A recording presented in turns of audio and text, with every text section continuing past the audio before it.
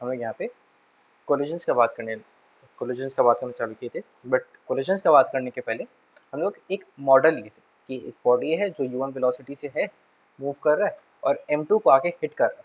ठीक है, तो इसके ऊपर हम थोड़ा बहुत देखिए कि क्या मैक्सिमम कंप्रेशन होगा, क्या वेलोसिटी होगा at the time of maximum compression, ये सब पार्ट देखिए। एक काम करते हैं, इसी मॉडल पे थोड़ा आगे क्वेश्चंस करते हैं, इसी मॉडल पे क्वेश्चंस थोड़ा सा आगे करते हैं। मतलब इसका नेक्स्ट एक follow up question for the same system is uh, let me here मैंने लिखता हूँ। Follow-up question part 3 is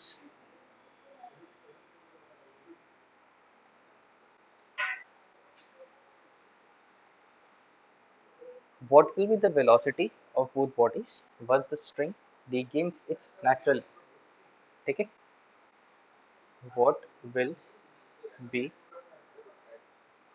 the velocity of both bodies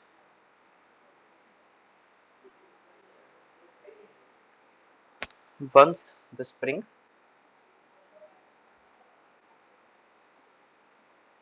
regains its natural length।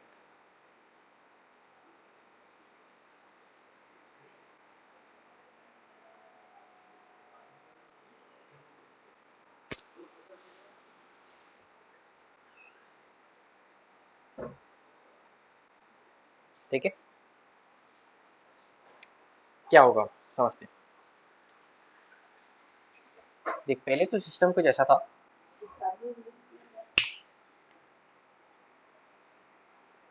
System यहाँ पे मूव कर रहा था, फिर ये आके इसको हिट किया। जब ये इसको हिट किया तो स्प्रिंग कंप्रेस होना चालू किया।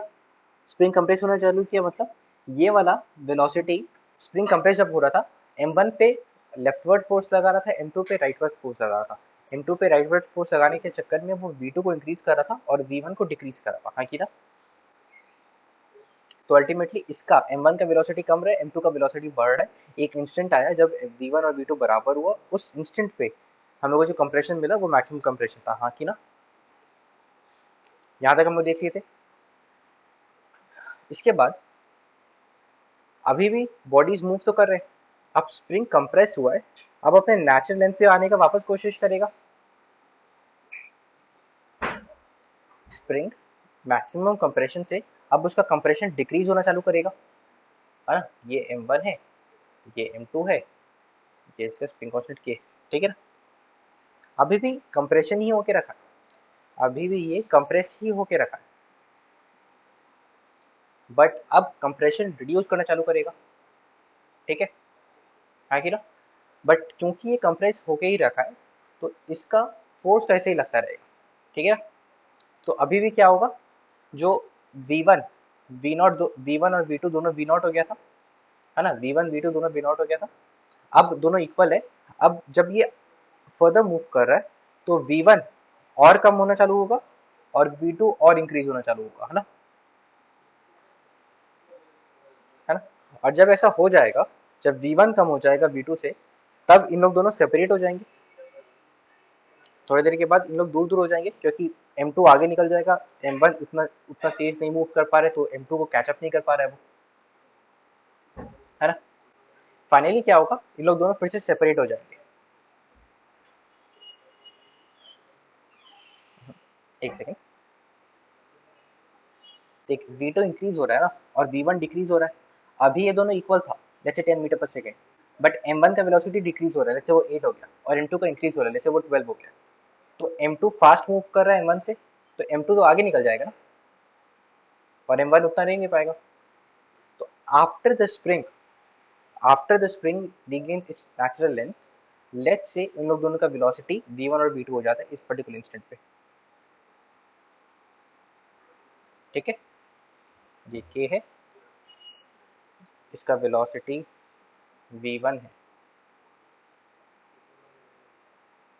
इसका वेलोसिटी V2 है, ठीक है। After the spring regains the spring regains its natural length, regains its natural length and the bodies detach, ठीक है, detach। M1 अब स्प्रिंग के कांटेक्ट में नहीं है, ठीक है, ये स्टेट हो गया। तब मैं V1 और V2 निकालना चाहता हूँ कि V1 V2 कितना होगा, ठीक है ना। This what I need to find out, हम लोग को निकालना है दोनों बॉडीज का वेलोसिटी कितना होगा, ठीक है। ये लिखा हुआ है, what will the velocity of both bodies when the spring regains its natural, spring जब अपने नेचुरल लेंथ को रीगेन करेगा तो दोनों बॉडीज स्ट्रेच आउट हो जाएंगे। जैसे उस इंस्टेंट पे इसका वेलोसिटी V1 है और इसका वेलोसिटी V2 है, ठीक है। तो यहाँ पे पहला बात, कोई एक्सटर्नल फोर्स नहीं था तो मोमेंटम कंजर्व होगा।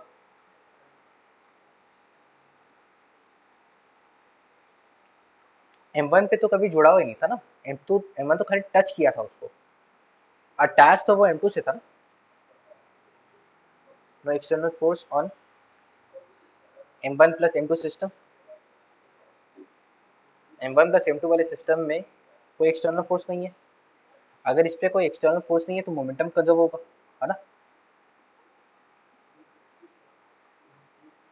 Momentum conserve. दूसरा, स्प्रिंग भी अपना नेचुरल लेंथ रीगेन कर लिया है, स्प्रिंग अपना नेचुरल लेंथ रीगेन कर लिया और मेरा कोई नॉन कंजर्वेटिव फोर्स नहीं है, तो सिस्टम का मैकेनिकल एनर्जी भी कंजर्व होगा। Spring regains its natural length, regains natural length,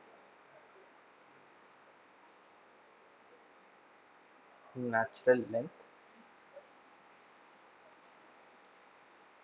and spring regains its natural length and no non-conservative force, non-conservative force, ठीक है।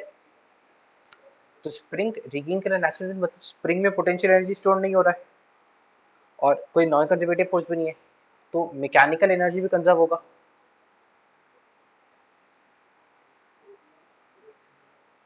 हाँ कि ना। चलो, मोमेंटम कंजर्वेशन के लिए इक्वेशन क्या आएगा, m1u1 प्लस m2u2, ये इनिशियल मोमेंट m2u2 नहीं होगा क्योंकि इनिशियली तो m2u2 जीरो ही था, m2 इंटू जीरो लिख देता हूँ मैं, should be equal to m1v1 plus m2v2। हाँ ये ना, यहाँ पे हम लोग के पास दो वेरिएबल है v1 और v2, ठीक है। मैकेनिकल एनर्जी कंजर्वेशन वो क्या बोलेगा, half m1u1 square should be equal to half m1v1 square plus half m2v2 square. हाँ कि ना, दो वेरिएबल है v1 v2, v1 v2, two variables two equations, क्या हम लोग इसे सॉल्व कर सकते हैं, क्या ये दो वेरिएबल दो इक्वेशन, कहाँ पे,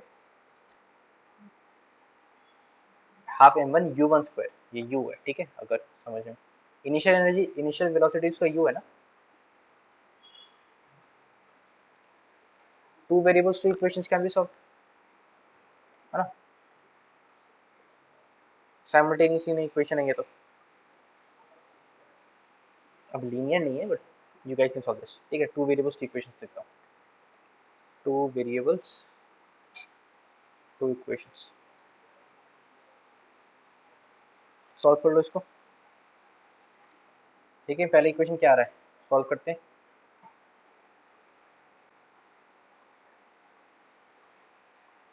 थोड़ा सा कैलकुलेशन डर्टी हो जाएगा but follow along. m1u1 is equal to m1v1 plus m2v2, है ना। नेक्स्ट क्या है, इसको एक काम करता हूँ मैं, इस सेट करके लिखता हूँ m1u1,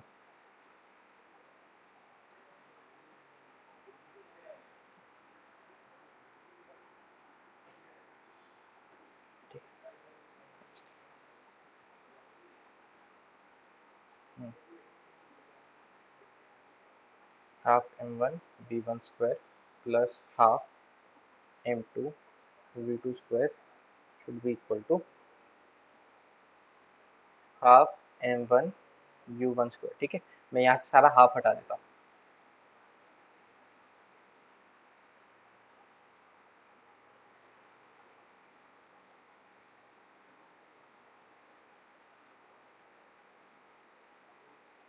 ठीक है, इसे सॉल्व करो।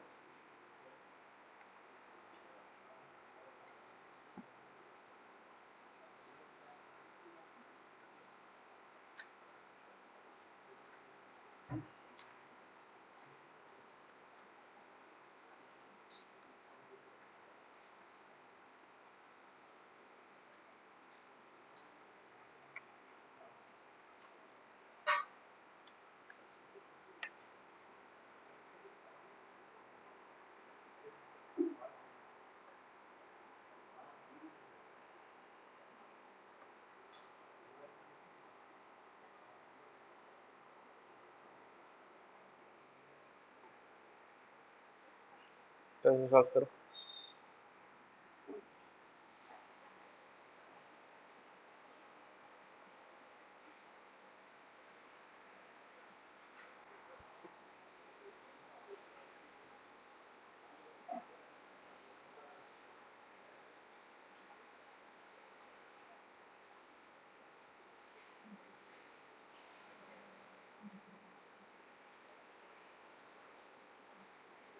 तो एक सिंपल सा सोल्यूशन तो उसमें हम डायरेक्टली v1 को v2 से सब्स्टिट्यूट कर देते हैं।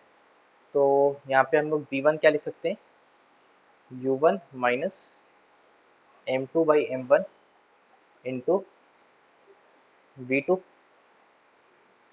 है ना। अब इस v1 को इस इक्वेशन में डाल देते हैं, है ना। इस m1 को इस v1 को इस इक्वेशन में डाल दें तो m1 इंटू कितना आ जाएगा मेरे v1 स्क्वायर क्या है, u1 minus m2 by m1 into v2 का स्क्वायर प्लस m2 v2 का square is equal to m1 u1 का स्क्वायर। ठीक है,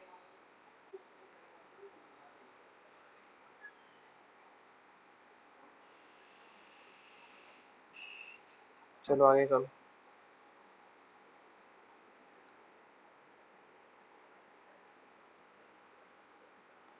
हम लोग इससे काम करते हैं, इस m1 को इधर से हटाते हैं, यहाँ से हटाते हैं और यहाँ पे मल्टीप्लाई करते हैं। ठीक है, तो होल डिनोमिनेटर में हम लोग का एक आ जाएगा by m1 to v2 by m1, है ना। अब इस m1 को बाहर ले सकते हैं हम लोग, तो यहाँ पे बाई m1 स्क्वायर हो जाएगा और ये कट जाएगा, तो what are we left with 1 by m1, है ना।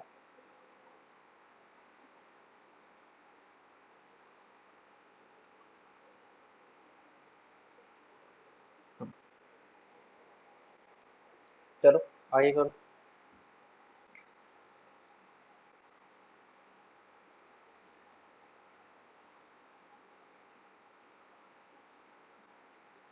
v2 में क्वाड्रेटिक इक्वेशन बनेगा, v2 में क्वाड्रेटिक इक्वेशन बनेगा, उसे सॉल्व करना है। क्वाड्रेटिक बनेगा क्या, हाँ क्वाड्रेटिक बनेगा।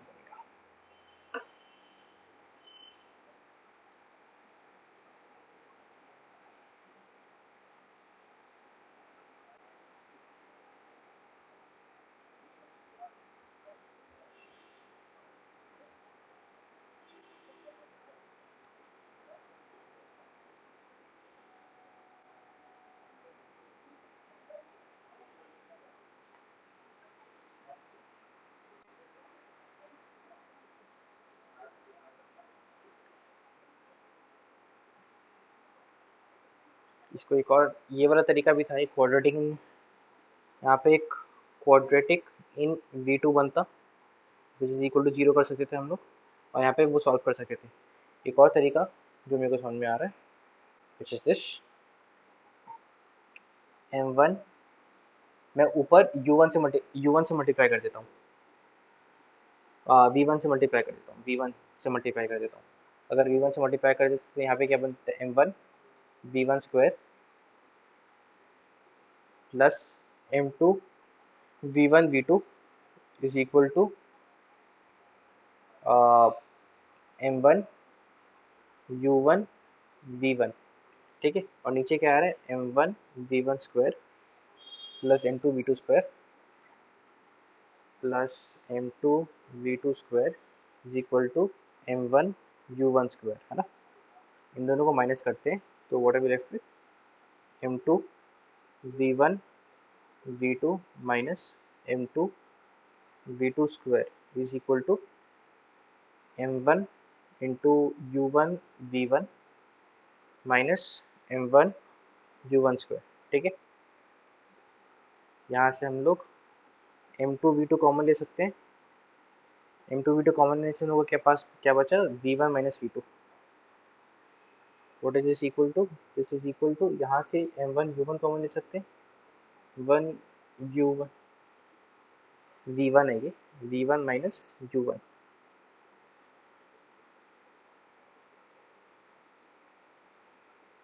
क्वाड्रेटिक बन ही जाएगा।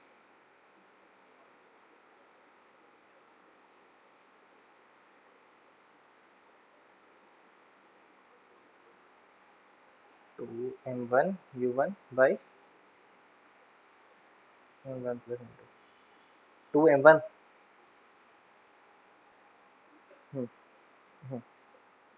हाँ ये वाला सही है।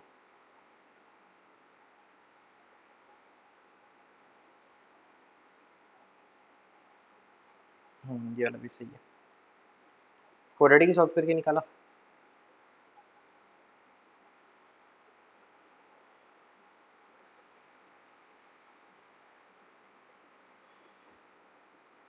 पहले इक्वेशन में एम वन से मल्टीप्लाई किया,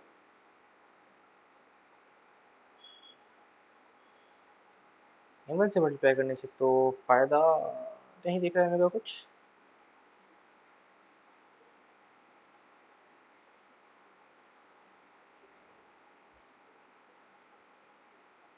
दूसरी एम वन से मल्टीप्लाई, हाँ उसमें एक फायदा देख सकता है। ठीक है, उसको ये तरीका करते हैं फिर, इसको हटाते हैं यहाँ पे। ये मेथड में देखो क्वाड्रेटिक बन जा रहा है, क्वाड्रेटिक सॉल्व करना पड़ेगा, क्वाड्रेटिक सॉल्व करने का मन नहीं है। ठीक है, तो मूव इन दिस, पहले इक्वेशन को हम लोग करते हैं स्क्वायर। अगर फर्स्ट इक्वेशन को हम लोग स्क्वायर करें तो हम लोग के पास आ जाएगा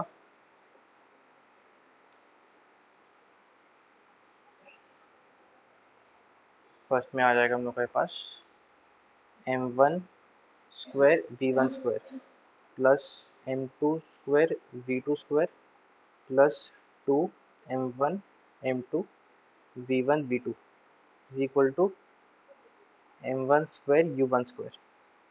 ठीक है, नेक्स्ट इक्वेशन को अगर हम लोग एम वन से अगर मल्टीप्लाई कर दें तो ये हो जाएगा M one square we one square, यहाँ पे ये हो जाएगा M one M two V two square, ये हो जाएगा M one M two V two square, और ये वाला हो जाएगा हम लोग का M one M two U one square, M one M two U one square. ठीक है, अगर माइनस कर दिया हम लोग यहाँ से तो ये दोनों कट जाएंगे। What are we left with, we are left with the same quadratic equation.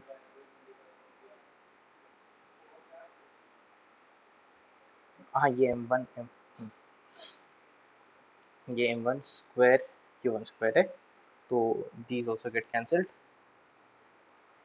and what are we left with, चलो क्वाड्रेटिक बात ये है कि इसी वाला क्वाड्रेटिक जल्दी सॉल्व हो जाएगा क्योंकि यहाँ पे v2 हम लोग कैंसिल कर सकते हैं। हाँ, तो ये M two square we two square minus M one M two into V two square plus two M one M two V two is equal to zero, है ना। तो यहाँ से हम लोग M two into V two square common ले सकते हैं। ये कॉमन लेने की जरूरत नहीं है, यहाँ से हर हर में एक तो वी टू आ रहा है ना, वो वी टू कैंसिल कर देते हैं। यहाँ पे वी टू स्क्वायर है तो एक वी टू बचेगा, यहाँ पे वी टू स्क्वायर है तो एक वी टू बचेगा, यहाँ पे एक वी टू कैंसिल हो जाएगा। अब यहाँ पे वी टू हम लोग कॉमन ले लेते हैं, वी टू अगर हम लोग कॉमन ले लेंगे तो हम लोग के पास बच जाएगा M two square minus M one M two, है ना। और ये वाला इस साइड जाके हो जाएगा minus two M one M two u1, u1 ही है ना, नहीं v1 है, ये आ जाएगा v1। m2 यहाँ नीचे डिवाइड करके कैंसिल कर देंगे, तो यहाँ पे अगर m2 कैंसिल कर दें तो 2m1 m2 into v1 by, तो v1 के टर्म्स में आया था, हमको u1 के टर्म्स में चाहिए।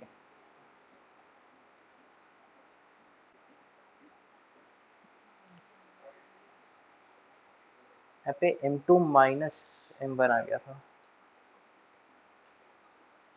m2 माइनस नहीं आना चाहिए था, अच्छा माइनस ही आएगा, ठीक है।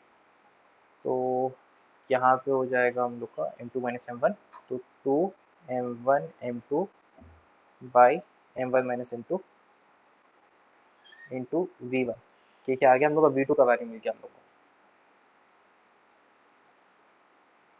हाँ sorry sorry, cancel, writing mistake.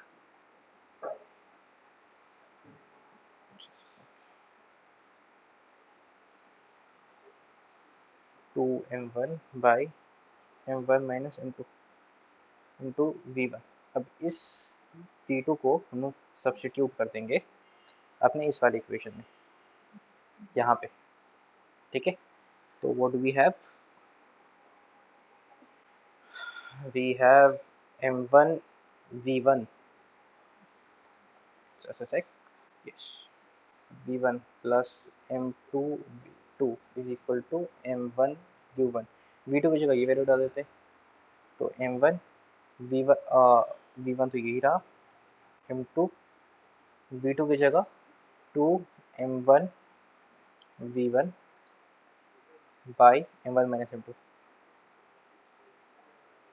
Is equal to m1 m1 u1, ठीक है। यहाँ से हम लोग को मिल जाएगा, यहाँ से हम लोग को मिल जाएगा v1, v1 कॉमन ले सकते हैं हम लोग, v1 कॉमन ले लिए, यहाँ पे हम लोग क्या आया m1 plus 2m1 m2 by m1 minus m2,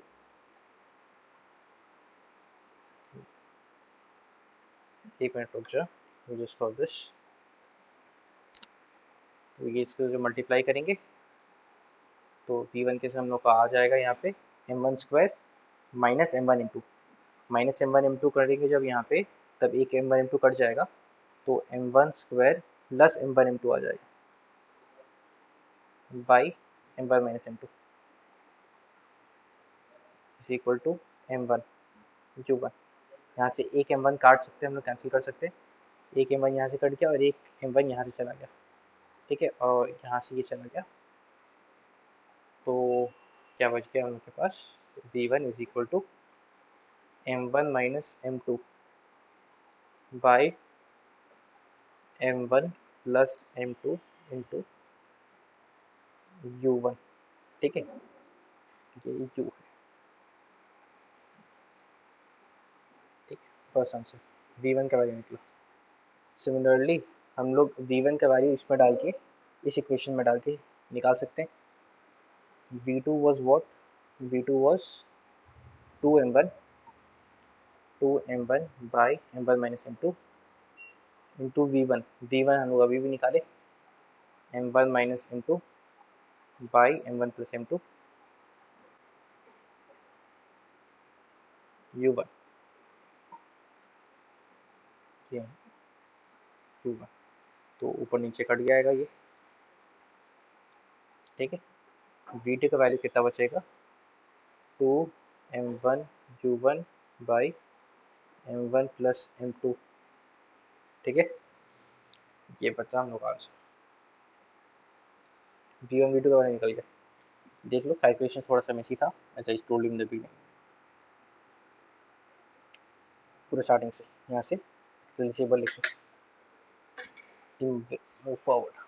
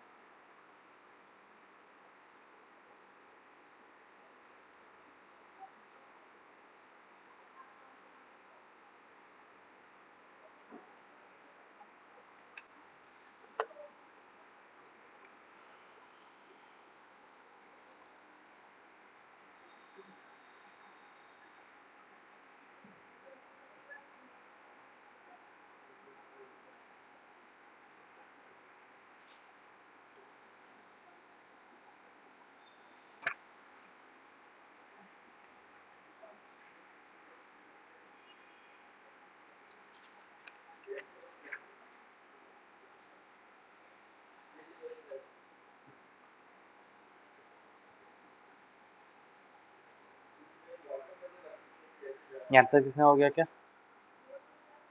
तो अब यहाँ से यहाँ तक लिख लो जल्दी से।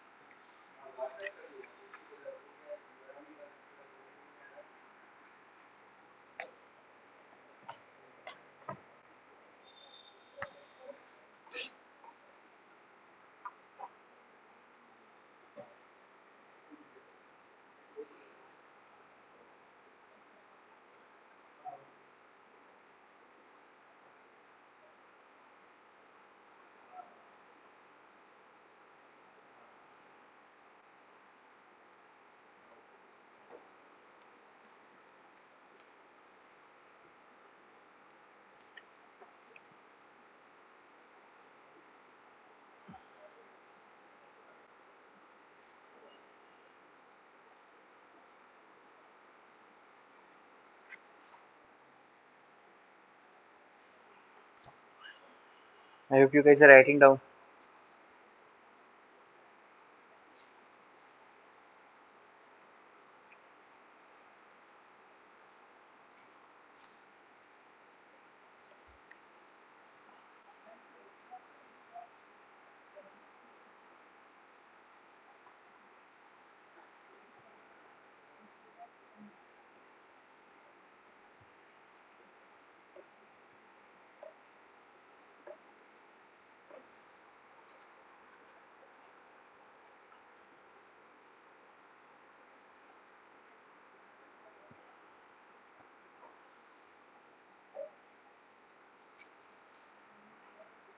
ठीक है, तो एक बार पूरा का पूरा इसको लिख लेते हैं। क्या हो रहा था? ये था हम लोग का बॉडी।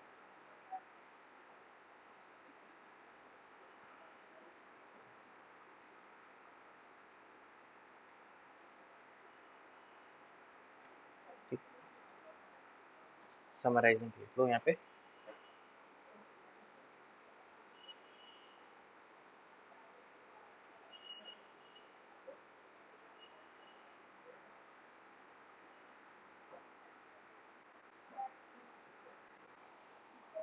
ठीक, ये इसको अप्रोच कर रहा था। ठीक, ये काम करने से थोड़ा सा बड़ा बना लेते हैं स्क्रीन को ताकि समझ में आए।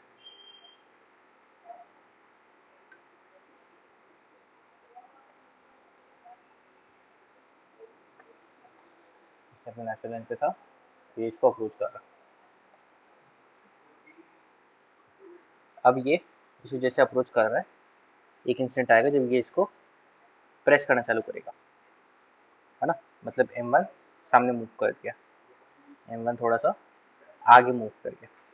M1 आगे मूव करने का क्या मतलब है? ये वाला स्प्रिंग थोड़ा सा कंप्रेस होगा हम लोग का, जो स्प्रिंग है हम लोग का ये थोड़ा सा कंप्रेस हो जाएगा, तो इसको लेते थोड़ा सा कंप्रेस कर देते हैं। ठीक है, स्प्रिंग कंप्रेस हो जाएगा और ये M1 जो है इसमें पुशिंग करना चालू कर देगा। अब M1 जब मूव करना चालू कर रहा है, बेसिकली इसका वेलोसिटी जो है वो चेंज हो जाएगा, इसका वेलोसिटी चेंज हो जाएगा। बट M1 अब इसको पुश करना चालू कर देगा, तो स्प्रिंग M1 को लेफ्टवर्ड पुश करना चालू कर देगा, तो इसका वेलोसिटी जो है वो डिक्रीज होना चालू हो जाएगा। इसका वेलोसिटी जो है, जो लेट्स से कुछ u1 है, वो डिक्रीज होना चालू हो जाएगा और इसका वेलोसिटी इंक्रीज होना चालू हो जाएगा। इसका वेलोसिटी है v2 लेट्स से, इसका वेलोसिटी है v1। अब जैसे जैसे स्प्रिंग और कंप्रेस होता जा रहा है, इस स्टेट में क्या है, v1 v2 से बड़ा है, हाँ कि ना, v1 is greater than v2, v1 v2 से बड़ा है। अब जैसे जैसे जब तक v1 v2 से बड़ा है तब तक स्प्रिंग और कंप्रेस होता रहेगा, और स्प्रिंग और कंप्रेस जब तक होता जा रहा है तब v1 घटता रहेगा और v2 बढ़ता रहेगा। क्यों? क्योंकि स्प्रिंग के कंप्रेशन के कारण इस पे फोर्स लग रहा है इस तरफ, इस पे फोर्स लग रहा है इस तरफ। ठीक है ना, बात समझ में आया कि नहीं आया? तुमको दिख रहा है स्प्रिंग कंप्रेस हुआ, यहाँ से हम लोग का पहले यहाँ तक था, आप कंप्रेस पर, हाँ कि ना। स्प्रिंग का मैक्सिमम कंप्रेशन कब आएगा? स्प्रिंग में मैक्सिमम कंप्रेशन कब आएगा? जब जब v1 और v2 बराबर हो जाएंगे, है ना, जब v1 और v2 बराबर हो जाएंगे।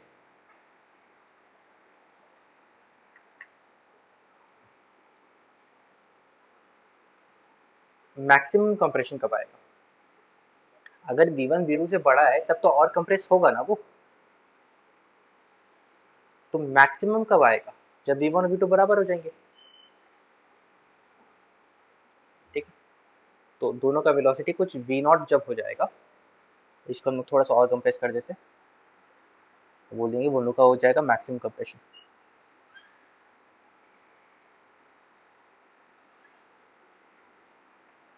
ठीक है, ये हो जाएगा हम लोग का कुछ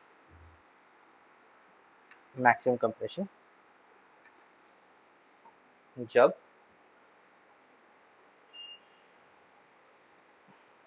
इन दोनों का वेलोसिटीज v1 का घट के और v2 का बढ़ के दोनों का वेलोसिटी सेम v0 हो जाएगा। ठीक है, ये स्टेट कौन सा है हम लोग का? मैक्सिमम कंप्रेशन है ना। ये स्टेट हम लोग स्टडी किए हैं, इस स्टेट के ऊपर पूरा एनालिसिस किए, हाँ कि ना।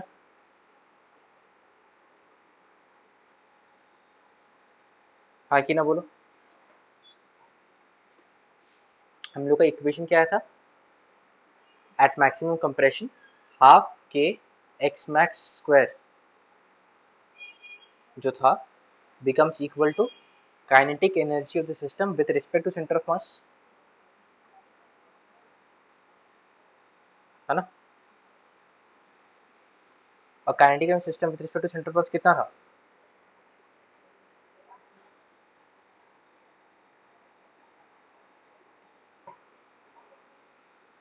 Half m1 m2 by m1 plus m2 u1 square,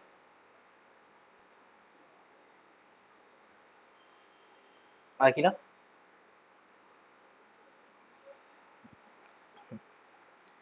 इस चीज को m1 m2 by m1 plus m2 का एक स्पेशल नाम है जिसको हम बोलते हैं रिड्यूस्ड मास। इसको बोलते हैं हम लोग रिड्यूस्ड मास। ठीक है, बेसिकली ये इफेक्टिव मास है। Kinetic energy of system with respect to centre of mass में जो मास की जगह इफेक्टिव मास बैठता है उसको हम क्या बोलते हैं? रिड्यूस्ड मास। ठीक है, रिड्यूस्ड मास को हम लोग रिप्रेजेंट करते हैं लेट्स से म्यू से। ठीक है, म्यू को लिखेंगे कैसे हम लोग? यहाँ पे लिखता हूँ, म्यू को हम लोग कैसे,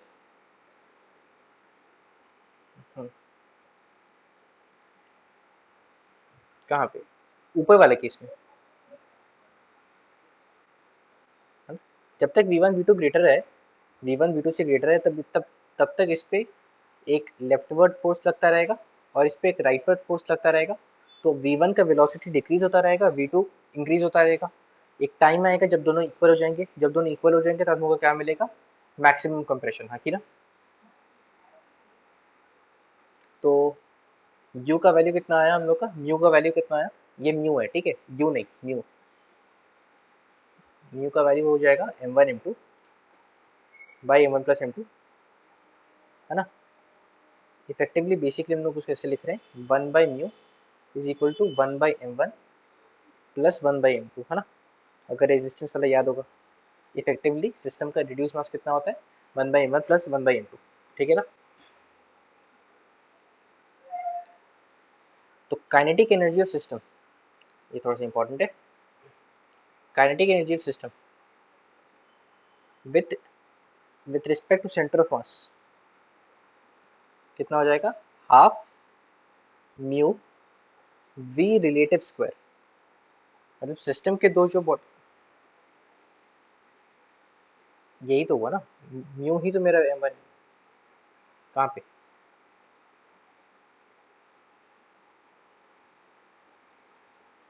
अच्छा, m1 प्लस m2, हाँ। ठीक है, तो kinetic energy system with respect to centre of mass कितना होगा? Half mu we relative square. V relative क्या है?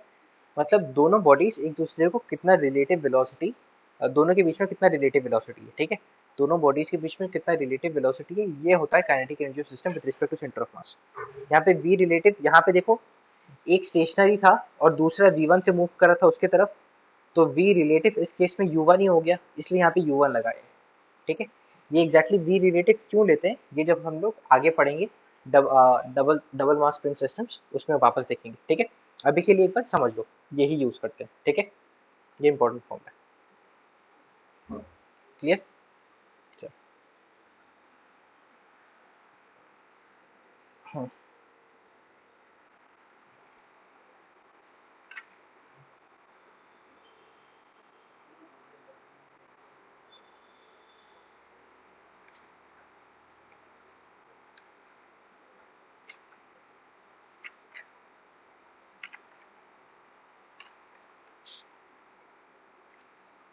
कैनेडिकन system with respect to centre of mass हम लोग half mu we relative square लिख सकते हैं।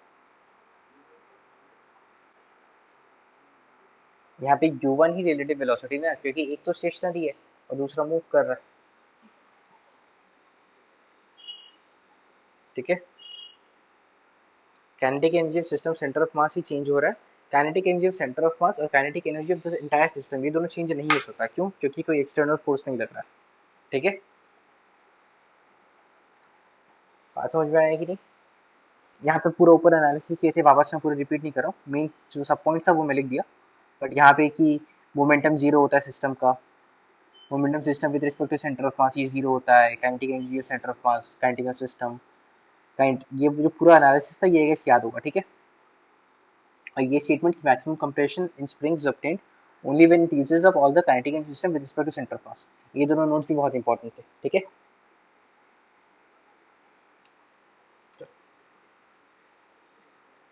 नेक्स्ट अब स्प्रिंग मैक्सिमम कंप्रेशन पे आ गया। अब स्प्रिंग का कंप्रेशन कम होना चालू होगा। स्प्रिंग का स्प्रिंग का हम लोग का एक्सटेंशन या सॉरी कंप्रेशन कम होना चालू होगा। इससे क्या मतलब है? स्प्रिंग का कंप्रेशन कम होना चालू होगा। इससे क्या मतलब है कि अभी भी इस पे फोर्स इसी डायरेक्शन पे रहेगा, क्योंकि कंप्रेस तो अभी भी है।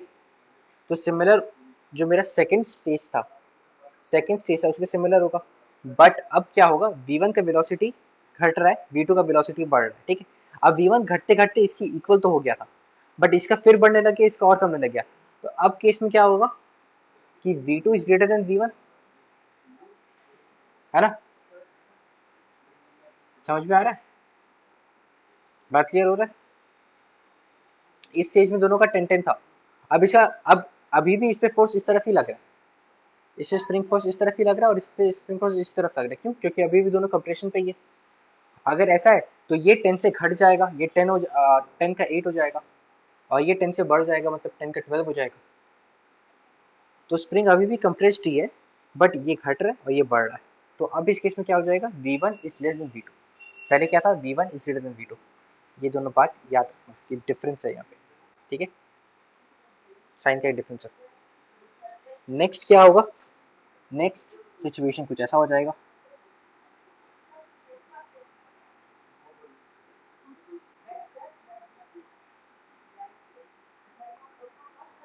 ठीक है, ओनली डिफरेंस बिंग अब इसका वेलोसिटी कुछ v1 हो जाएगा,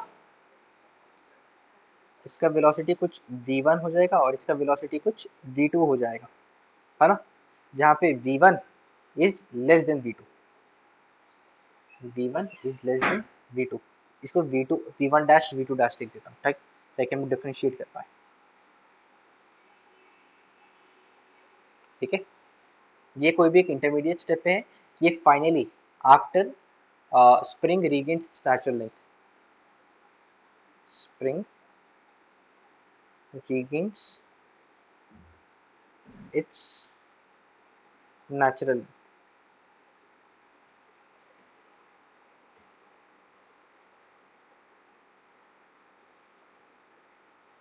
ठीक है, बात समझ में आएगी नहीं?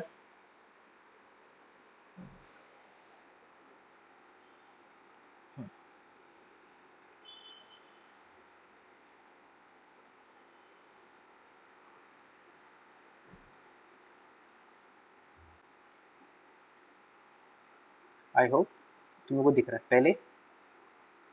अच्छा, कोई दूसरा कलर यूज करेंगे, लेट्स सी। थोड़ा इलस्ट्रेट करने के लिए मैं ऐसे दिखाता हूँ, स्ट्रेट लाइन। पहले दोनों बिल्कुल भी कंप्रेस नहीं था। ठीक है, ठीक है ना, दिख रहा है? फिर ये वाला बॉडी घुसा इसके अंदर, ये वाला बॉडी इसके अंदर घुसा, और घुसते घुसते एक इंस्टेंट आया जब जब घुस रहा था तब क्या हो रहा है, जब ये घुस रहा था तब क्या हो रहा है, u1 घटना चालू हो रहा है और m2 का वेलोसिटी बढ़ना चालू हो रहा है ना।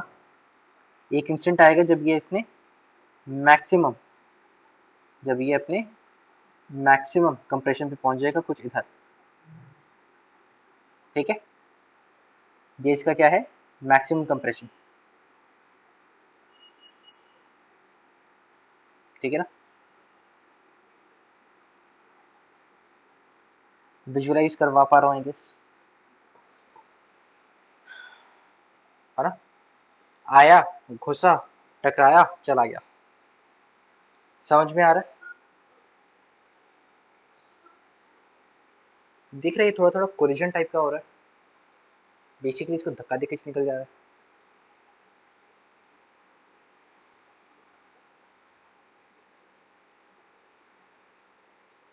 M1 का कम भी होगा, M2 का बढ़ेगा भी, दोनों ही हो रहा है ना।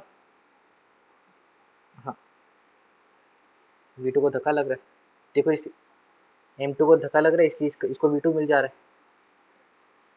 और M1 के पे पीछे की तरफ स्प्रिंग फोर्स लग रहा है, ठीक है। एफ स्प्रिंग लिख देता हूँ पे, ये स्प्रिंग फोर्स हम लोग का, उसको एक स्प्रिंग फोर्स लग रहा है,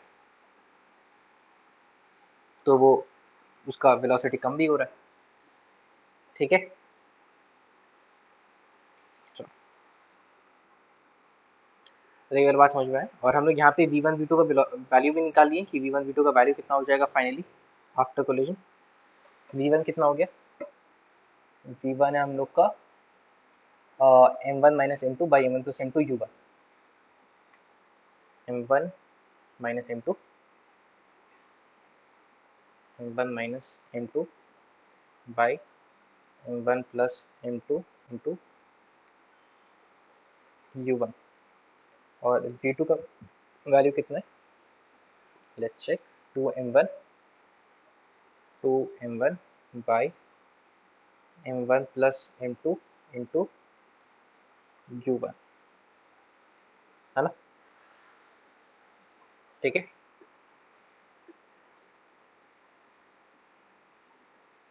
चलो, आई गेस यहाँ तक समझ में आ गया होगा, यहाँ तक क्लियर होगा तो। अब रिड्यूस्ड मास पे और डबल एक स्प्रिंग जो दो ब्लॉक्स के बीच में अटैच है, वैसे सिस्टम्स के बारे में बात हम थोड़ा और करेंगे, बट वो बाद में करेंगे। अभी हम लोग इसे कोलिजन वाला एस्पेक्ट पे देखते हैं कि कोलिजन वाला एस्पेक्ट पे क्या हो रहा है, बॉडी कैसे बिहेव कर रहा है। देखो, ये आया, इसे टकराया, थोड़ा सा डिफॉर्मेशन हुआ, फिर रिफॉर्मेशन हुआ, फिर बॉडी निकल गई, है ना। जब कोलिजन होता है तभी भी ऐसा ही कुछ होता है, ठीक है। जब कोलिजन होता है तभी भी ऐसा ही कुछ होता है। तो अभी हम लोग पहले बनाते हैं तो ग्राफ बनाते हैं, किसी से ग्राफ बनाते हैं हम लोग, फोर्स वर्सेस टाइम का ग्राफ बनाते हैं जब कोलिजन हो रहा होता है, ठीक है। फोर्स वर्सेस टाइम का आई गेस उनके बोर्ड के बुक्स में भी होगा ये ना, फोर्स वर्सेस टाइम जब कोलिजन हो रहा होता है। ये कुछ ऐसा है कि इस ग्राफ का नाम क्या था,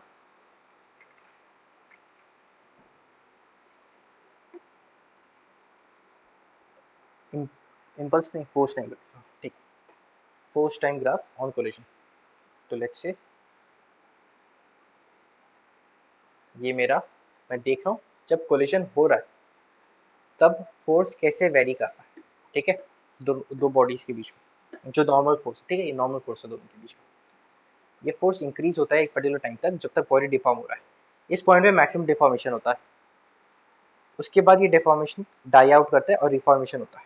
समझ में आ रहा है, वही चीज जैसे हो रहा था, स्प्रिंग फोर्स जैसे जैसे कंप्रेस होगा वैसे वैसे स्प्रिंग फोर्स इंक्रीज होगा ना,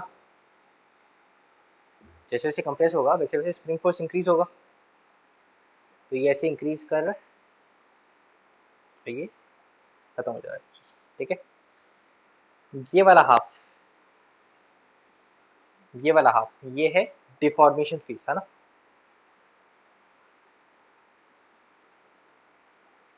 डिफॉर्मेशन फेस। और ये क्या है, रिफॉर्मेशन फेज।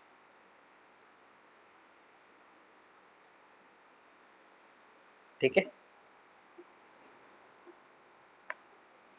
ये वाला इतना टाइम ड्यूरेशन में वो डिफॉर्म होता है और इतना टाइम ड्यूरेशन में वो रिफॉर्म होता है।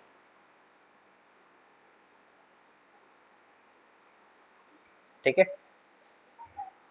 वो सेम ही होता है बट मेरे ड्राइंग में वैसा हो गया, आई गेस समझ में आ रहा होगा।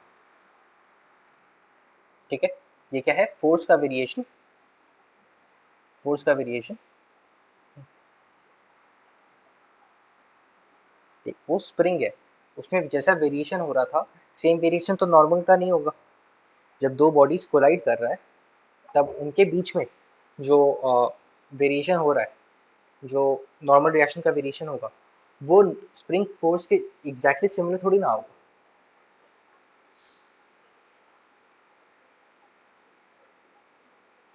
ये जैसा डिफॉर्मेशन होगा सेम टू सेम वैसा डिफॉर्मेशन होगा, मेरे ड्राइंग में थोड़ा हेर फेर हुआ, बट जैसा का जैसा डिफॉर्मेशन हुआ वैसा का वैसे ही डिफॉर्मेशन होगा। स्प्रिंग में क्या हो रहा है, स्प्रिंग में लीनियर है ना, स्प्रिंग में लीनियर है, बट यहाँ पे लीनियर थोड़ी ना है। ठीक है, आगे समझ में आ रहा है।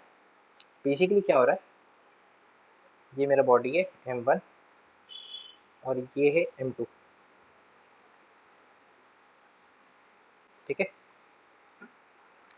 ये दोनों मूव कर रहा है, लेट्स से ये मूव कर रहा है वेलोसिटी u1 से और ये मूव कर रहा है विद वेलोसिटी u2 से। ठीक है, अब एक बहुत डिफिकल्ट क्वेश्चन कि अगर दोनों को कोलाइड करना है किसका वेलोसिटी ज्यादा होना चाहिए।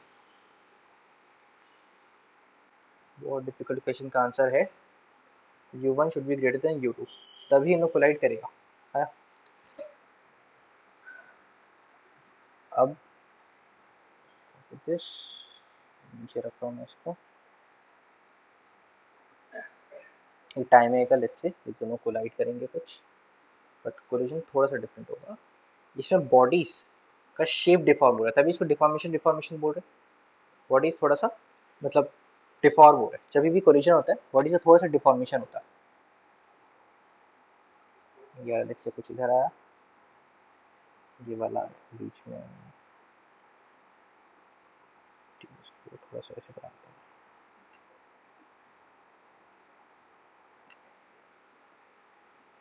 ठीक,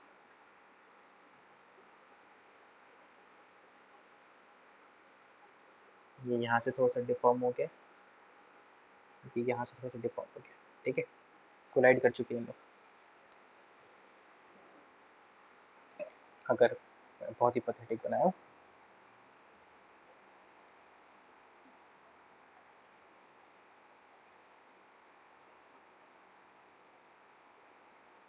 ठीक है, थोड़ा सा डिफॉर्म हो गया, ये बहुत ज़्यादा एक्सट्रीम बना दिया बट समझ में आ रहा होगा।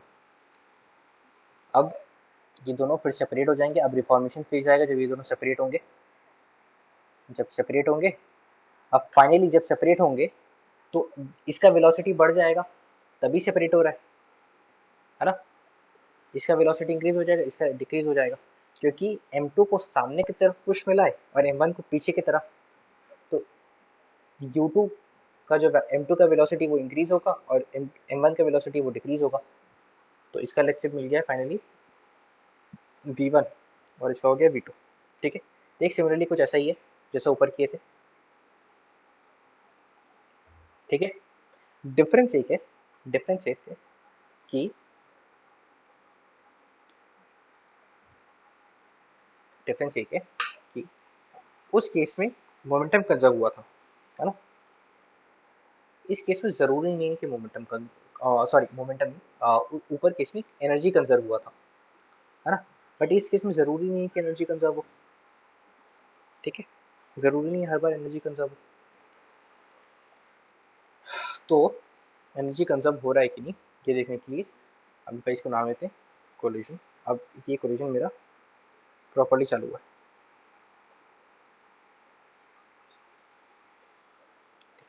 यहाँ पे हम लोग डिफाइन करते हैं, हम लोग ये पता चल गया कि यहाँ पे कौन सा ज़्यादा है, v2 ज़्यादा है v1 से, तभी हम लोग सेपरेट हो पा रहा है ना। हम लोग एक टर्म डिफाइन करते हैं जिसको बोलते हैं coefficient of restitution. Coefficient of restitution, इसको रिप्रेजेंट करते हैं हम लोग ई से। क्या होता है ये? ई का वैल्यू होता है relative velocity after collision, relative velocity after collision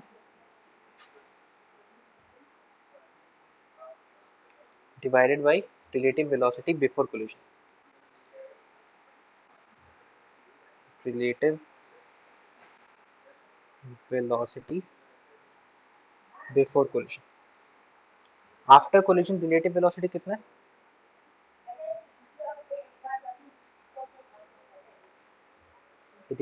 Relative velocity after collision कितना है? जब इन लोग कोलाइड कर ले रहे हैं उसके बाद v2 ज्यादा है तो v2 minus v1 divided by relative velocity before collision. u1 ज्यादा है तो कितना वेलोसिटी से? u1 minus v2। Very good.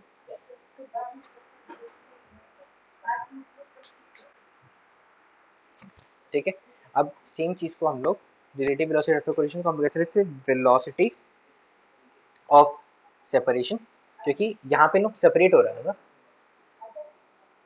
Velocity of separation. तो इसको क्या लिखते हैं? Velocity of separation.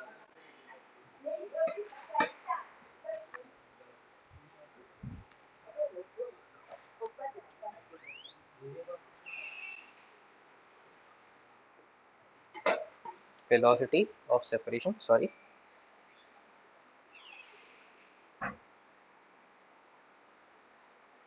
By velocity of approach, sorry, है ना। और u1 माइनस u2 क्या? u1 माइनस u2 क्या रिप्रेजेंट कर रहा है? एक दूसरे को कितना वेलोसिटी से लोग अप्रोच कर रहा है ना। देख देख लिया क्या मुझे, जो इसलिए इसने वेलोसिटी ऑफ अप्रोच।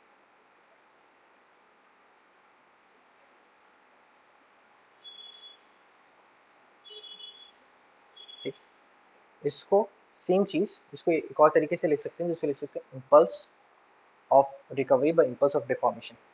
ये कैसे होता है? ये मैं जब इम्पल्स पढ़ाऊंगा तब समझ में आएगा। ठीक है, इम्पल्स ऑफ रिकवरी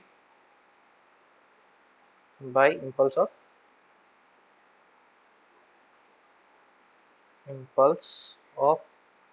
डिफॉर्मेशन। ठीक है, ये वाला पार्ट जो मैं ग्रीन में शेड कर रहा हूँ, ये दोनों हाफ बराबर कब होगा? जब मेरा कोलिजन ऐसा हो रहा है।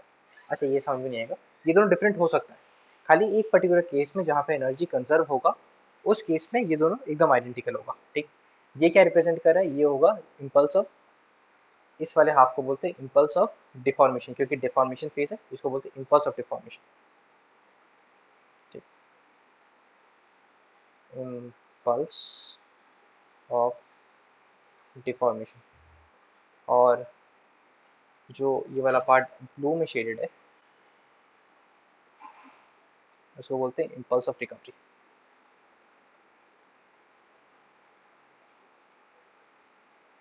Impulse of recovery.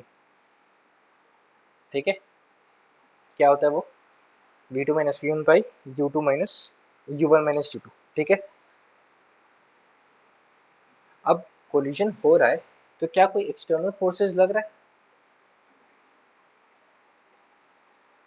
For collision? कौन सा फोर्स कौन कौन सा लग रहा है? ग्रेविटी लग रहा है जो वर्टिकल डायरेक्शन में, बट हम लोग को तो हॉरिजॉन्टल डायरेक्शन से मतलब है, तो ग्रेविटी से हम लोग को मतलब नहीं है। दूसरा, एक नॉर्मल रिएक्शन लग रहा है जब हम लोग कोलाइड कर रहा है। Normal reaction is an internal force, force for वो पूरा सिस्टम। अगर मैं m1 m2 को एक सिस्टम पकड़ लूँ for m1 plus m2 system, हाँ कि ना, अगर नॉमिनेशन इंटरनल फोर्स है तो summation of external forces basically zero आ रहा है, summation of external forces basically हम लोग का जीरो हो रहा है और summation of external forces zero है, देयरफॉर मोमेंटम इज कंजर्व, है ना। मोमेंटम तो कंजर्व हो गई, but we are not sure about energy, energy conserve होगा कि नहीं, तो उसको रहने देते। अगर मोमेंटम इज कंजर्व तो हम क्या बोल सकते हैं, m1u1 plus m2u2 is equal to m1v1 plus m2v2। समझ में आया? This is a first equation, ठीक है ना। कौन सा दो वेरिएबल है, v1 v2, एक ही इक्वेशन अभी तक हम लोग के पास, एक इक्वेशन से दो वेरिएबल सॉल्व नहीं कर सकते। क्या एक और इक्वेशन में कुछ पढ़े? हाँ, E is equal to V two minus V one by U one minus V two, ठीक है। इक्वेशन टू हम लोग क्या पढ़े also, E is equal to V two minus V one by U one minus U two, ठीक है। तो V one we two minus V one को हम लोग क्या ले सकते हैं, E U one minus E U two, है ना। ये आ गया दो इक्वेशन हम लोग का।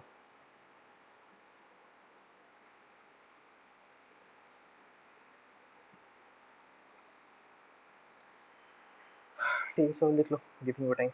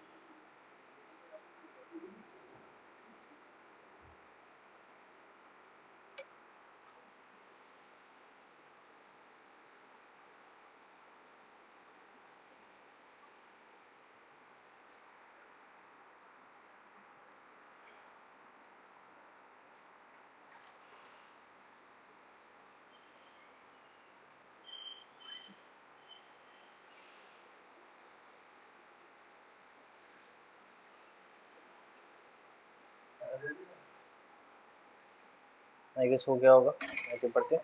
अब मैं थोड़ा इसको रीअरेंज कर लेता हूँ, इसको राइट हैंड साइड ले आते हैं, इसको लेफ्ट हैंड साइड ले आते हैं, क्योंकि u1 और u2 तो हम लोग को मालूम है, तो ये सब हम लोग का नोन क्वांटिटीज है, बट v1 v2 हम लोग का अननोन है, ठीक है।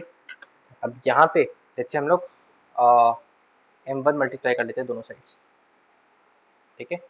m1 v2 minus m1 v1 is equal to e m1 u1 minus e m1 u2,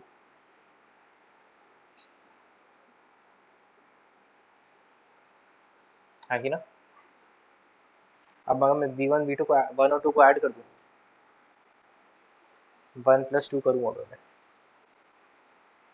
तो क्या होगा हम लोग का, m1 v1 कट जाएगा, है ना। क्या बच जाएगा हम लोग के पास, हम लोग के पास बचेगा,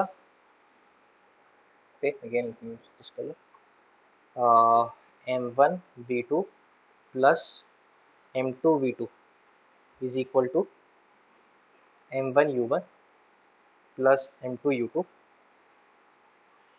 plus e m1 u1 minus e m2 u2, है ना।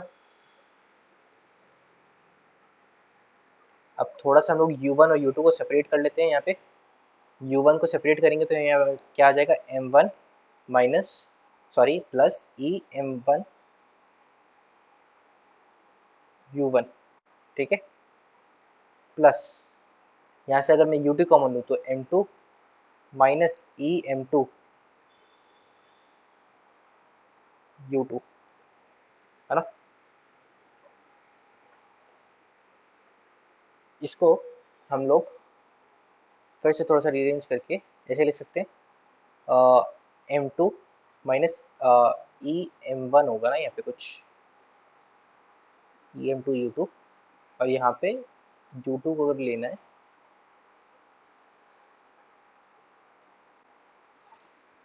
एक सेकंड देखना, कहीं मैं थोड़ा सा मिस्टेक कर रहा हूँ। यहाँ पे M1 आया, यहाँ पे M1 आया, ये M1 होगा, है ना, क्योंकि ये ऐड कर रहे हैं, तो EM1U1 माइनस EM1U2 होगा।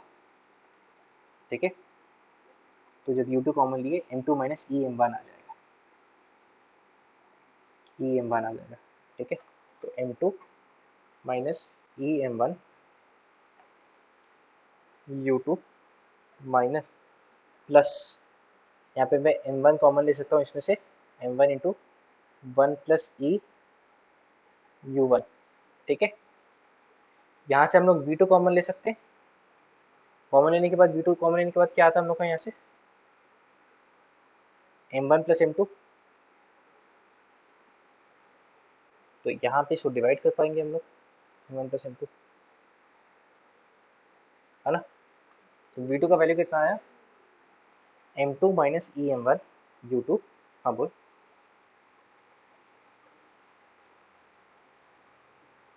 कुछ बोल रहा है।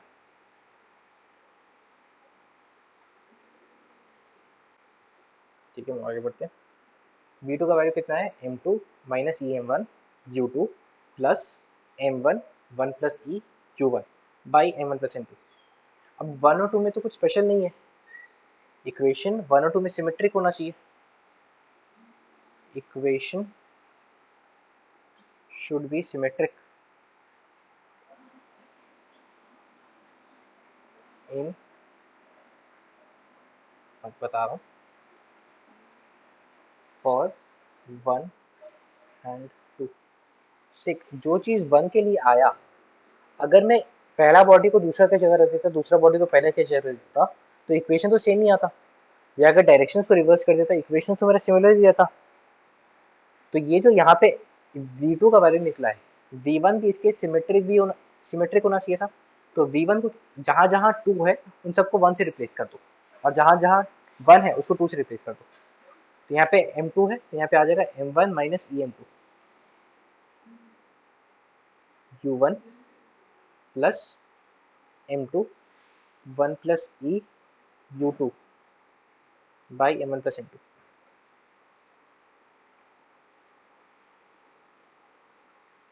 By M1 plus M2।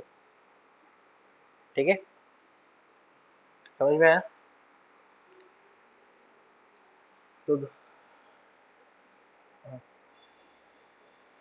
M1 plus M2 M2 plus M1 एक ही तो होता है। तो हम लोग का V1 का वैल्यू क्या है, इसको याद रख लेना, इक्वेशन थोड़ा सा बड़ा है, बट याद करोगे तो जल्दी हो जाएगा। कहीं भी याद रखेंगे तो भी कोई दिक्कत नहीं है, क्योंकि इक्वेशन अगर वैल्यूज देके दिया हुआ रहेगा तो तुम लोग डायरेक्टली तो निकाल ही लोगे, 10 मीटर 15 मीटर ऐसे करके दिया रहेगा तो डायरेक्टली निकल जाएगा। अगर याद रह जाए तो उसमें बुराई नहीं है, या याद नहीं भी रहे, प्रोसेस पता होना चाहिए कैसे निकला है। ठीक है, तो V1 का वैल्यू कितना आया,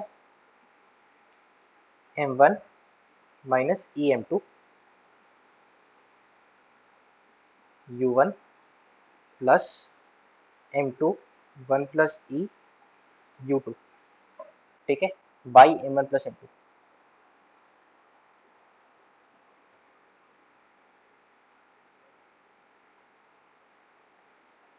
M2 एक ही बात है, बट सिमेट्रिक लगता है थोड़ा, लास्ट में U1 है, यहाँ पे U2 आ गया, याद रखने में आसान हो जाता है थोड़ा सा। By M1 plus M2, V2 कितना हो जाएगा, M2 minus EM1 U2 plus M1 1 plus EU1 by M1 plus M2। ठीक है, ये दो है हम लोग का इक्वेशंस, कोलिजन की इक्वेशंस। मतलब ये क्या है, ये वेलोसिटी है आफ्टर द बॉडीज कोलाइड। ठीक है,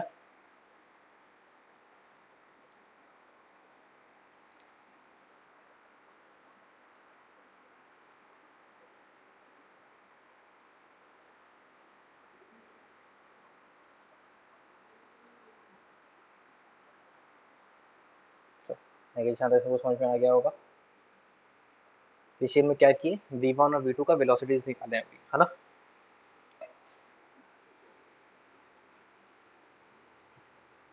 अब हम लोग टाइप्स ऑफ कोलिजन पढ़ते हैं। टाइप्स ऑफ कोलिजन,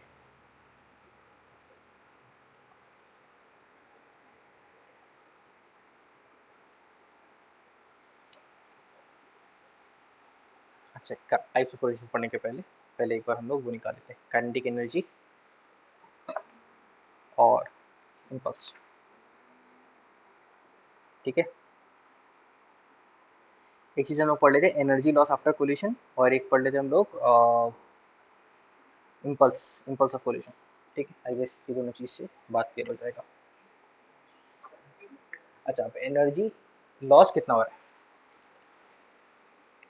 v1 इतना है, v2 इतना है। मैं देखना चाह रहा हूँ कोलिजन के बाद एनर्जी का लॉस कितना हो रहा है। ठीक है, समझ में आया। Kinetic energy loss in collision, COLLI। ठीक, काइनेटिक एनर्जी लॉस मतलब डेल्टा के is basically initial kinetic energy minus final kinetic energy, है ना। फाइनल माइनस इनिशियल गेन होगा ना। इनिशियल काइनेटिक एनर्जी कितना है, half m1u1 square plus half m2u2 square. Final kinetic energy कितना हो जाएगा, half m1v1 square plus half m2v2 square. आगे ना, अब v1 और v2 का वैल्यू इधर से सब्स्टिट्यूट कर सकते हैं हम लोग, स्क्वायर करना पड़ेगा, माइनस कर देना पड़ेगा, आंसर निकल जाएगा, हाँ कि ना। बट समझ में आ रहा है कितना कितना बड़ा, पहले तो इतना बड़ा जाइगेंटिक टर्म है, उसके बाद इसको स्क्वायर करना पड़ेगा, उसके बाद माइनस करना पड़ेगा, बहुत झमेला है। इसे थोड़ा सा बेटर अप्रोच सोचते हैं कि कैसे कर सकते हैं। ठीक है, सोचो एक बार, तुम लोग सोचो।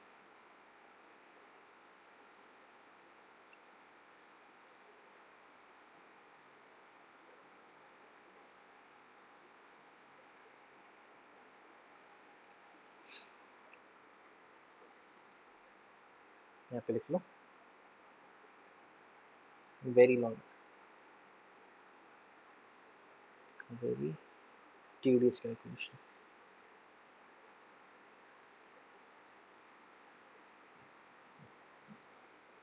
ऐसे नहीं करेंगे, हम लोग थोड़ा सा बुद्धि लगाएंगे। हम नहीं जानते हैं कि दिनों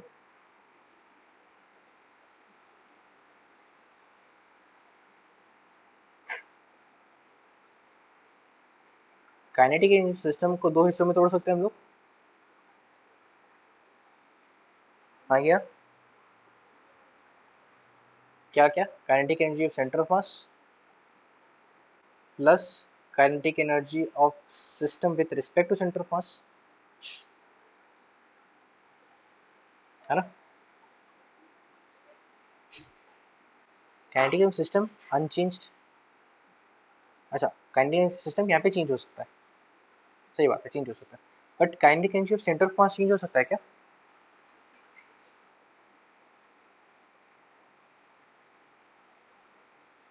काइनेटिक एनर्जी सेंटर ऑफ मास कहाँ से चेंज हो जाएगा, कोई चेंज होने का सीन ही नहीं है।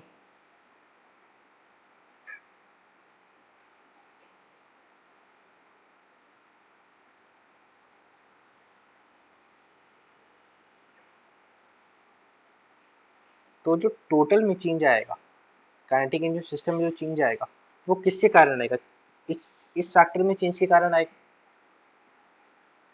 Initially kinetic energy system with respect to centre of mass कुछ था, फाइनली कुछ और हो जाएगा, इस फैक्टर में चेंज आने के कारण इसमें चेंज आएगा, क्योंकि ये वाला फैक्टर तो चेंज नहीं हो रहा है,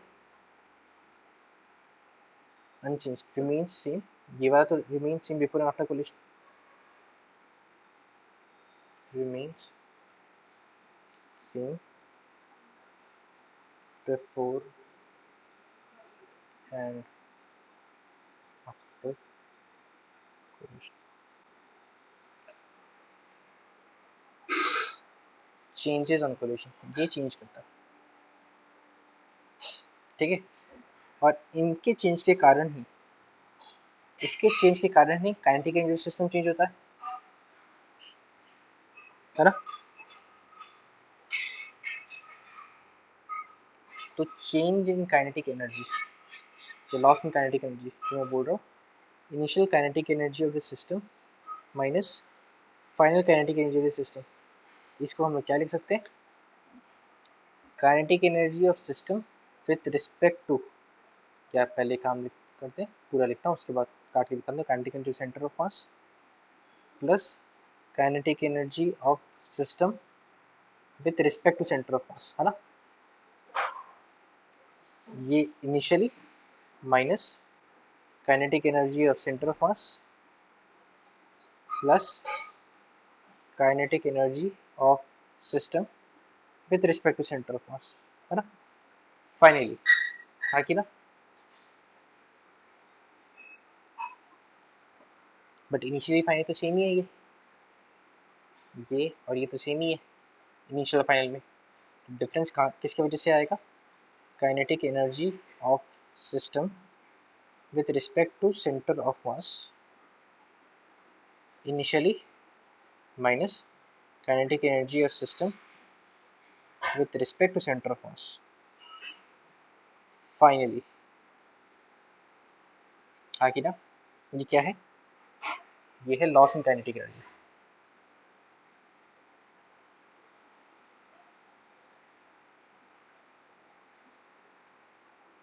ठीक है।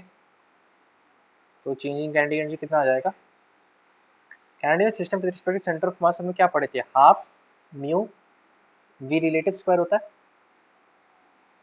है ना, म्यू वी रिलेटिव, और इनिशियल है तो इनिशियल, तो मैं वी रिलेटिव की जगह इसको यू रिलेटिव कर देता हूँ, यू यू, अब चाहिए देखने में सिमिलर सा लग रहा है, यू को थोड़ा सा बनाता हूँ, u relative square minus half mu we relative square, है कि ना। जहाँ म्यू क्या है, सेपरेट कलर फॉर म्यू,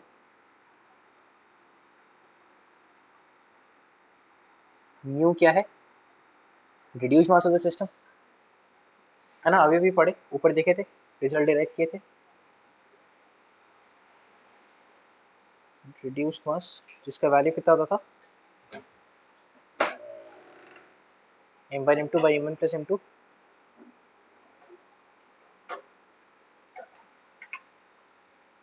ठीक है ना।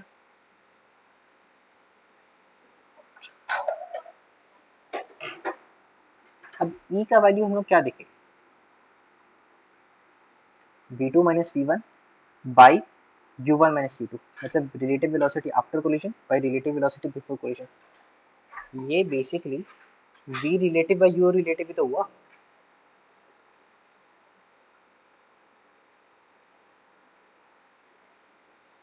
है ना। ये v relative by u relative ही हुआ।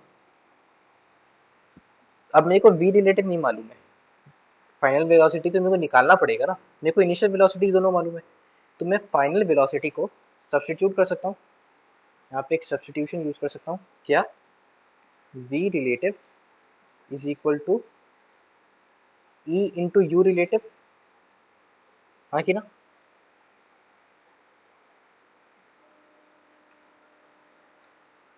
बस लॉस इन काइनेटिक एनर्जी कितना हो जाएगा,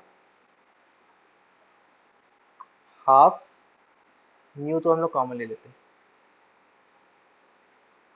ठीक है। यहाँ पे क्या आ गया, u relative square minus E into u relative square, E square you relative square, है ना, क्योंकि स्क्वायर कर रहे हैं, ऑब्वियस सा बात है। तो loss in kinetic energy system half mu mu कहाँ गया, ये रहा, mu into u relative square, you relative square into 1 minus E square लिख सकता हूँ इसको।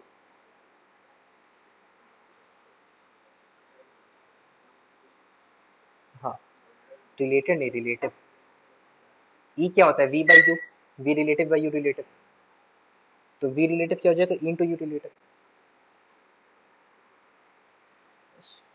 तो यहाँ पर अल्टीमेटली में क्या आ गया, टोटल देखते हैं, loss in kinetic energy, loss in kinetic energy कितना हो जाएगा, देखते हैं, हाफ म्यू, म्यू क्या है, रिड्यूस्ड मास, रिड्यूस्ड मास का फॉर्मूला क्या होता है, m1 m2 by plus m2, very good, into u relative, you relative क्या है, u1 माइनस u2 का होल स्क्वायर, हाँ ये ना, इंटू 1 माइनस ई स्क्वायर, ठीक है।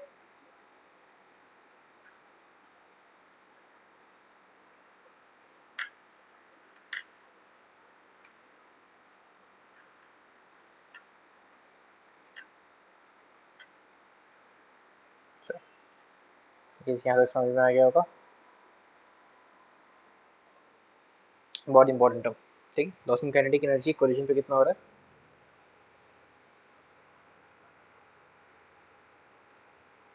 लॉस इन काइनेटिक एनर्जी कितना हो रहा है,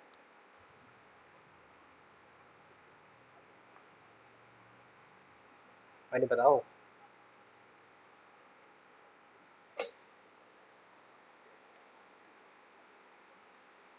अब इसको ऐसे याद नहीं रखना है, उसको याद ऐसे रखना है, ठीक है, याद ऐसे रखना है, 1 माइनस ई स्क्वायर ये एक फ्रैक्शन है, ये एक फ्रैक्शन है ना, तो टोटल के संग एक फ्रैक्शन मल्टीप्लाई हो गया, वही लॉस इन काइनेटिक एनर्जी है, ठीक है, उसको इस हिसाब से याद रखना, ठीक है। अब इम्पल्स हम लोग बहुत ज़्यादा डेप्थ में नहीं किए हैं अभी तक, बट जब हम लोग एनएलएम कर रहे थे मैं थोड़ा सा बताया था इम्पल्स के बारे में, है ना, इम्पल्स क्या होता था,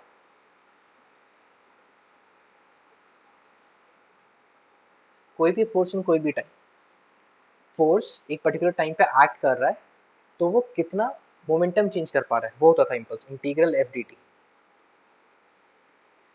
अगर लार्ज फोर्स स्मॉल टाइम पे एक्ट कर रहा है तब इम्पल्स का कैलकुलेशन हम लोग के लिए नेसेसरी हो जाता है, बट ऐसा नहीं कि हम लोग किसी भी फोर्स पे, एक टाइम वेरिएबल फोर्स पे या टाइम कांस्टेंट फोर्स पे हम लोग इम्पल्स का कैलकुलेशन कर सकते हैं, क्योंकि फोर्स क्या होता है, डीपी बाई डी टी,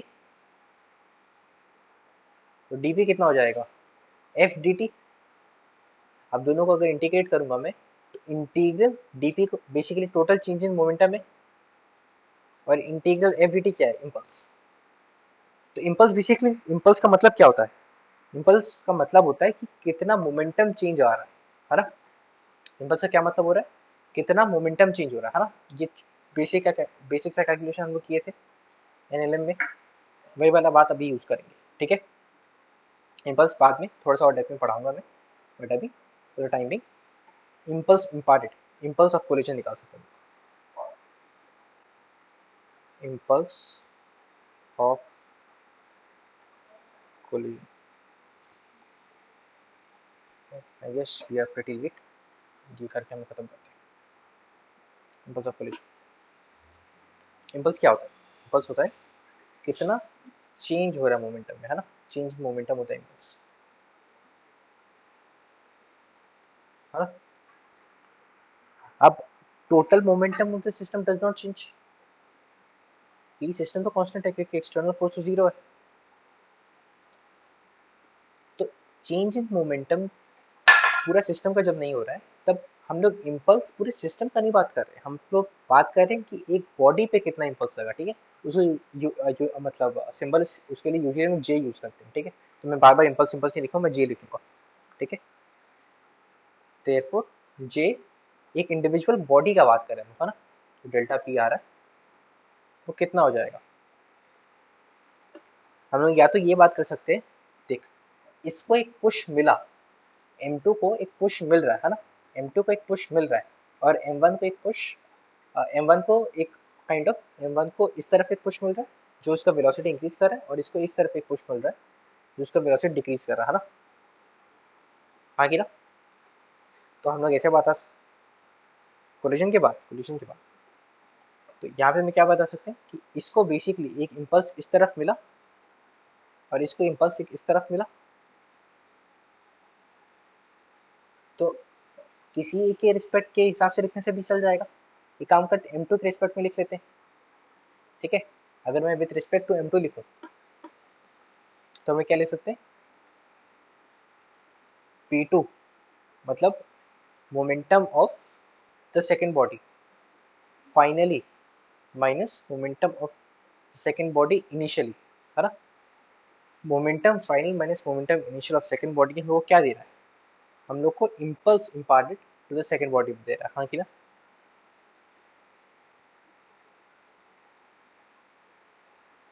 हाँ ना बोलो।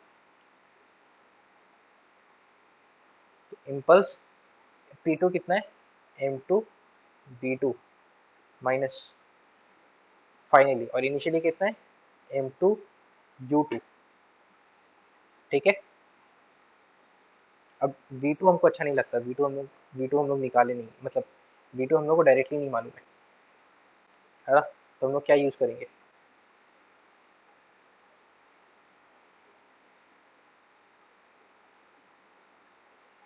बट उसके लिए तो V1 भी आता है ना, V1 तो इसमें है ही नहीं। एक काम करते हैं ना, सिंपल यहाँ पे तो कोई स्क्वायर वेयर नहीं करना है, खाली सिंपल सा V2 पड़ा है, पुट कर देते हैं यहाँ पे, जो हम लोग इक्वेशन निकला था इस पे पुट कर देते हैं, ठीक है। ये था हम लोगों का, कॉपी मार लेता हूँ मैं।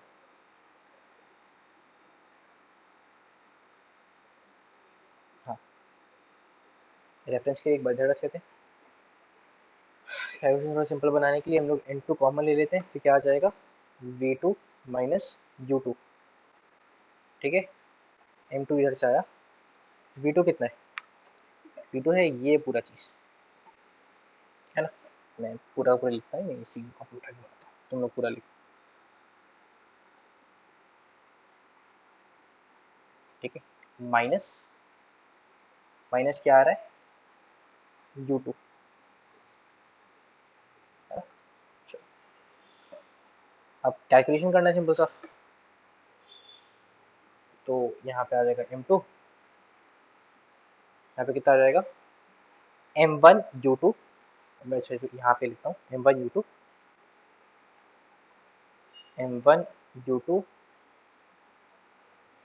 Plus M2U2 by M1 plus M2, है ना। दोनों का डिनोमीटर सेम हो गया अभी, है ना।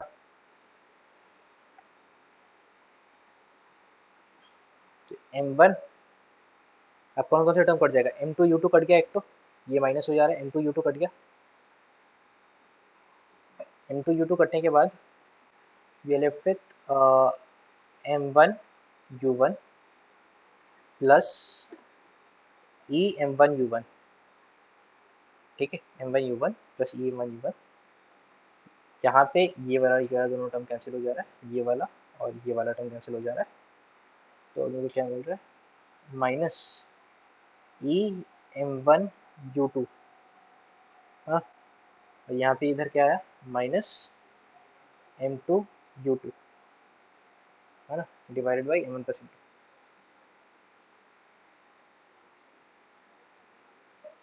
ठीक है। तो हम लोग एक काम करते हैं,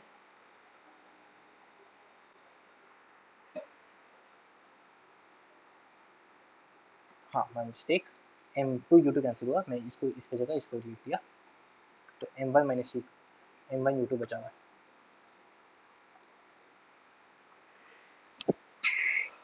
ठीक है। अब हम लोग U1 U2 को सेपरेट कर लेते हैं, तो बाहर M1 प्लस M2 को बाहर निकाल लेते हैं बाई M1 प्लस M2, तो अगर हम लोग U1 को सेपरेट करें, नहीं u1 u2 तो पहले से सेपरेटेड था, m1 u1 हाँ अगर करें तो यहाँ पे क्या बचा हमारे पास, u1 कॉमन ली तो m1 minus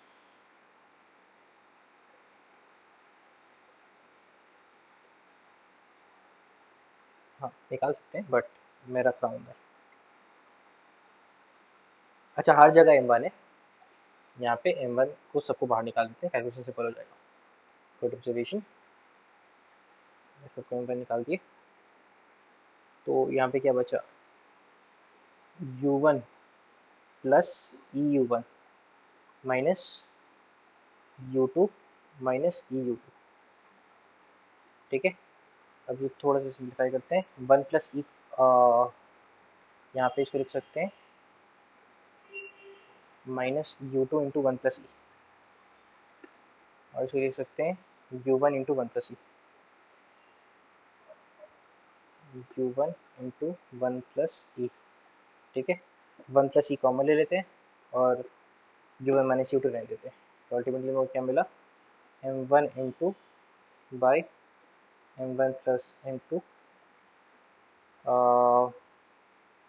u1 minus u2 into one plus e. ठीक है, समझ में आया?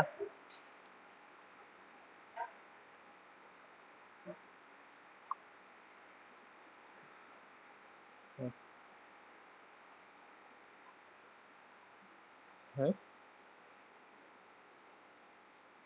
हाँ ये फॉर्मेट वही है, फॉर्मेट हम लोग का वही है, इम्पल्स ऑफ कोलिजन ऐसे लिखो।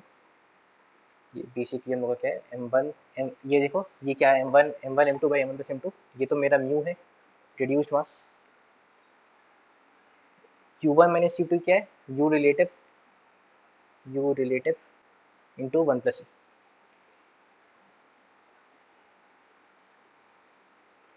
ठीक है, तो impulse of collision, impulse of collision basically m1 m2 by m1 plus m2 into u1 minus u2 into one plus e. ठीक है, आगे समझ में आ गया होगा, this is impulse of collision. ठीक है, इसका टाइप्स ऑफ कोलिजन हम लोग करनी करेंगे, जो ऑलरेडी वेरी लेट। ठीक है, किसी को डाउट तो पूछ सकते हैं, else will continue on Wednesday.